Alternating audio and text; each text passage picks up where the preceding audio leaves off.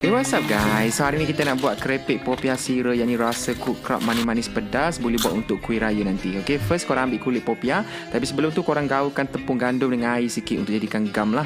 So korang ambil straw, letakkan dekat tengah kulit popia tu. Lepas tu gulung sampai ke ujung. Sapukan kita punya air tepung tadi. Sambung gulung lagi supaya kemas.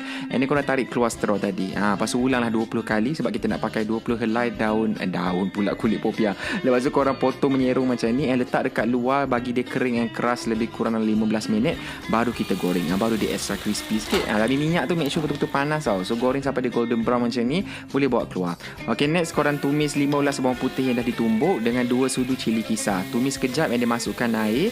Lepas tu sambung tumis sampai air tu kering and cili kisar tu dah pecah minyak. Baru masukkan setengah cawan gula.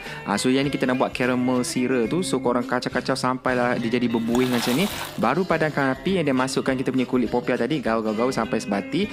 Taburlah bijan dekat atas nak bagi cantik sikit. Lepas tu korang letak atas tray, ratakan bagi dia sejuk, cool down macam ni.